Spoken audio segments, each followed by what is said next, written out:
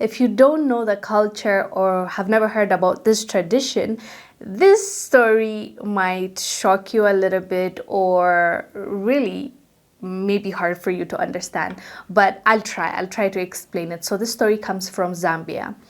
Recently, there has been a lot of talks or back and forth on, especially on social media, when it comes to this tradition. The tradition that we're talking about is when a man dies who's married, right? When he dies, his brother can inherit his wife. So that's the tradition in Zambia, and people follow that. Recently, just 2 weeks ago, there was a story that came out of a man, a 22-year-old man, that burned down his late brother's house because he was angry at the wife. She kicked him out. First, let me tell you the story, and then I'll tell you about the tradition. Titoni Kapancha, who is 22-year-old, had moved into his late brother's house after a family decision to cleanse the homestead. Cleansing means after the brother dies, whoever is picked to go into that house will cleanse that house both physically and there's a ritual.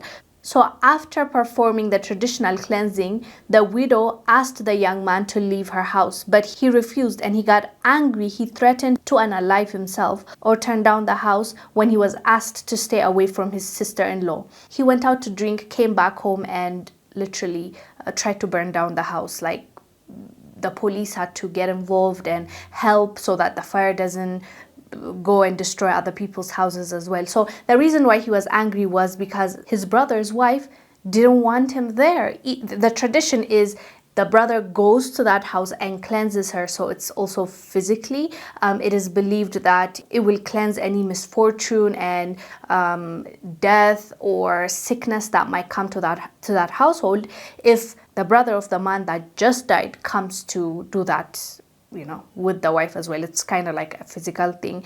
Basically, they have intercourse so that they cleanse the future of that family. So usually what happens is they inherit the wife and the kids because, you know, since the man of the house, the provider, has died, they take on that responsibility, the brothers that are alive. So in this case, it's a 22-year-old man, and you know, after he cleansed the house, she kicked him out. She's like, I'm done, that's it, you've cleansed, you've done your job, I don't want you in this house. So he got upset because he wanted to stay with her. He burned down the house, and it started a whole conversation all over again. Like, people always have a back and forth when it comes to this story because, you know, people, activists, believe that this is degrading the woman and it's not right, and it's a human right issue, and she should be allowed to not want to do anything with the brother if her husband dies. But the traditional side, they say that this is for the better, this is for the good. Like, one, it's protecting the family and it's cleansing the future and bettering the future of the kids.